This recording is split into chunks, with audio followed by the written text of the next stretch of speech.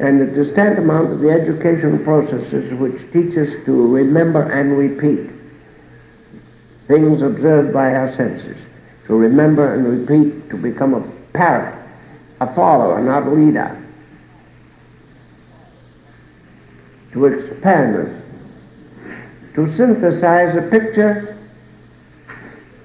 or synthesize a monument, or synthesize a novel, or a musical composition. And there are too many synthesized musical compositions. Today, the genius who may have written Home Sweet Home or Old Kentucky Home or some of the enduring melodies, just ordinary home-like melodies that will endure forever, have in them the inspiration of genius. The motive has come from the blues. They are as much masterpieces of works of art as the great symphonies which come with a motive inspired by a mood of nature, such as the Moonlight Sonata or any of the great symphonies that have come by inspiration and have interpreted the rhythms of the heartbeat of the universe.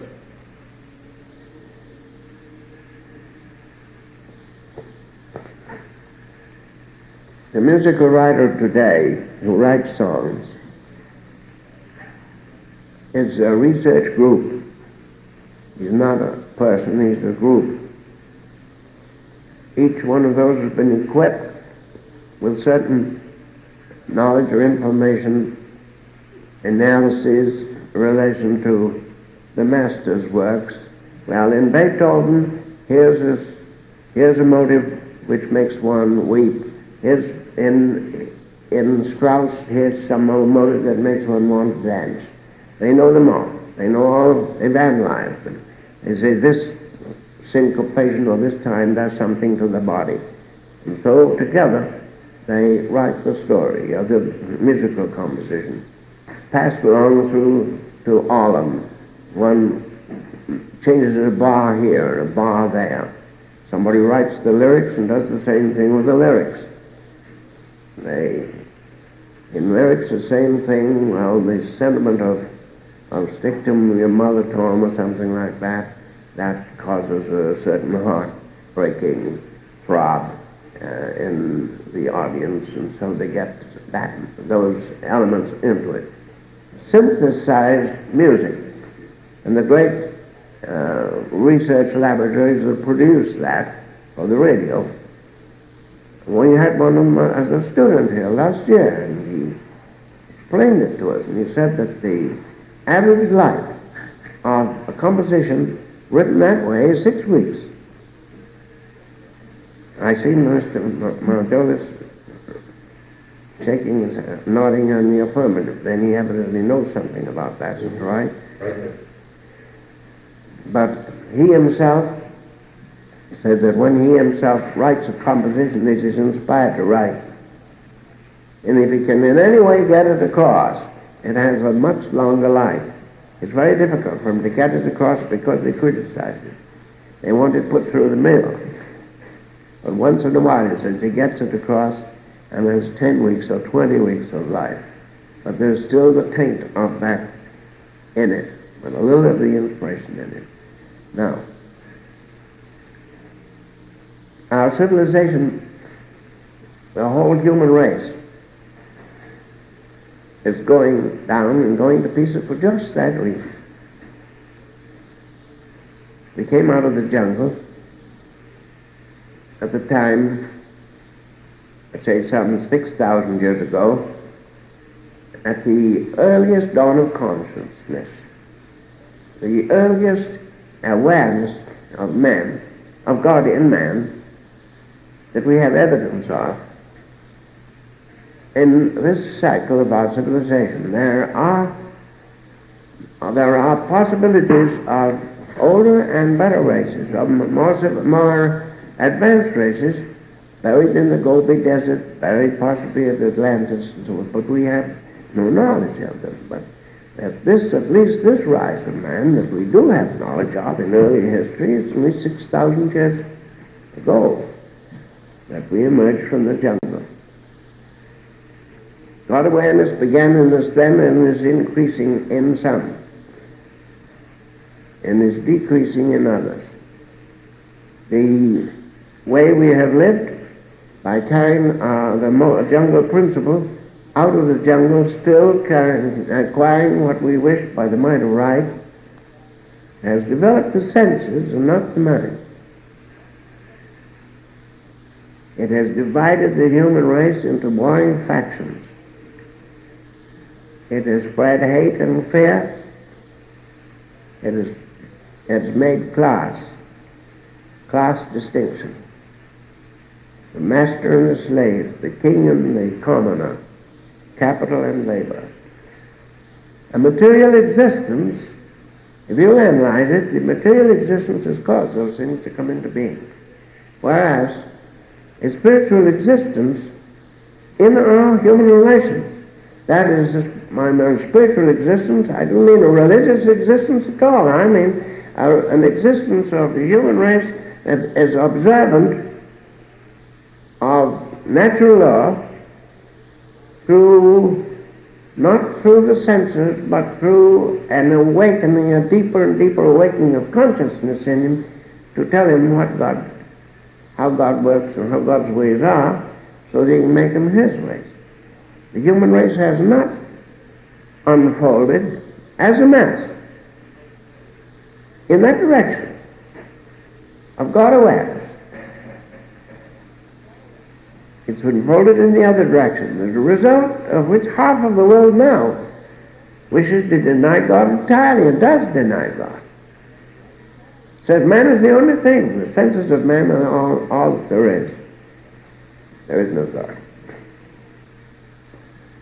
To the inspired man who knows and walks and talks with God, the supreme happiness, to him supreme happiness comes, and supreme and maximum ability to achieve and to create the masterpieces which manifest God in him. And because of that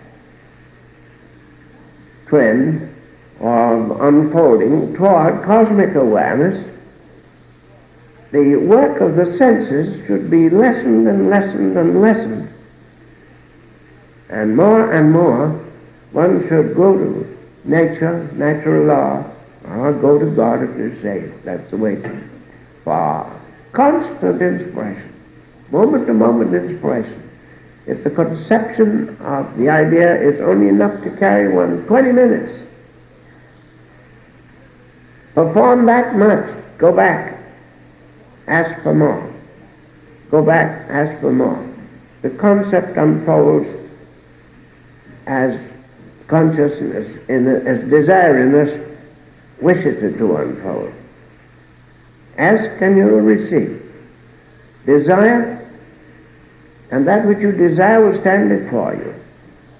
It is a truth which one can work by, a most practical truth. It's not just a saying, an affirmation.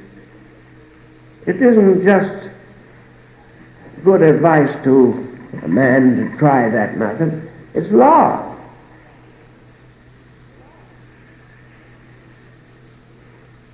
As extensions from that fulcrum, we do extend from the fulcrum. And when we are aware that that fulcrum of the whole universe is ourselves, centered in ourselves, and we become the fulcrum of our own operation, we go back to that fulcrum all of the time. A lever extending from a fulcrum and pumping never leaves the fulcrum and works by itself. How much water would it pump? Not one drop. And so the lever of one's thinking that leaves its fulcrum to try to operate it by itself does only one thing. It has only one thing to fall back on, and that's the memory stored in the brain by the senses. And every one of those that are stored in the brain by the senses are subject to the illusions of motion. And they deceive. So an experiment in any direction has has in it the tremendous handicap of the perspective or illusion that has been stamped upon the brain by a state of motion which does not manifest that which only, and by motion, only a simulation of that which is real. We must go to the reality, not to the simulation of the reality. And that is why I say this whole month we've tried, I've tried, Leon, I've tried to make the trend of the month major in that one idea of stemming from the mind, the fulcrum of one's knowledge into one's work, to save time, and not only to save time in the performing of the work, but to create a masterly thing, no matter what it is. As I told you last week, any sculptor given a commission to do this Christ of the Blue Ridge would want 2, 3, 4 years to do it, and he'd have an assistant or two. Even on a fairly small monumental job, a sculptor said he needs his assistants. He doesn't wish to have his mind distracted.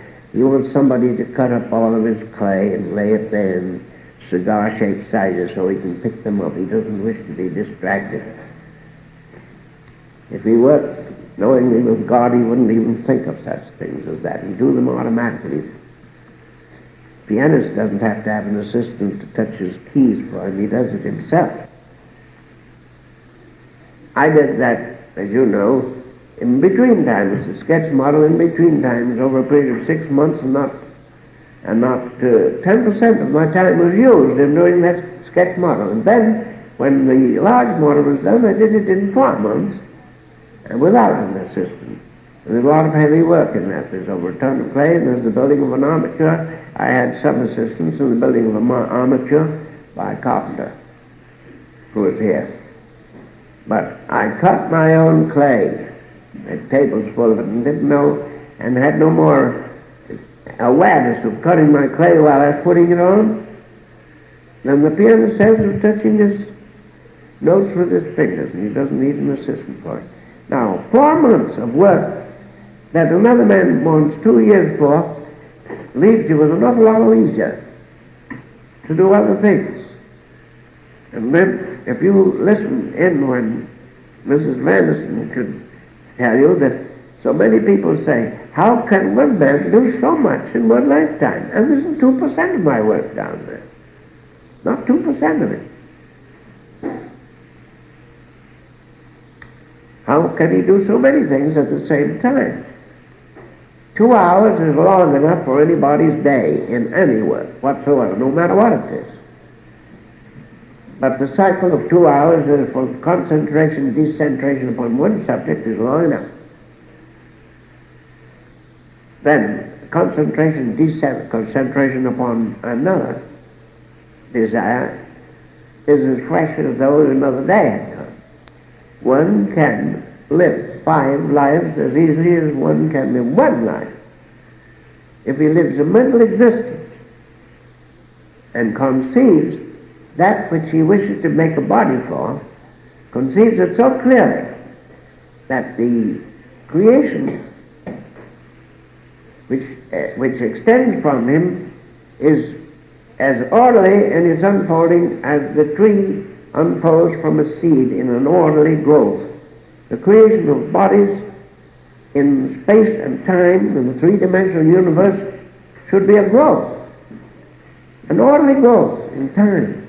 That which should be for today, a growth for today, and that for tomorrow is merely expressing one's knowing by one's thinking. All of the play of Hamlet is folded up in its box, and you know it. That's the concept for it. Timelessly you have that. To unfold it and play it on the stage takes 2.5 hours of action and reaction.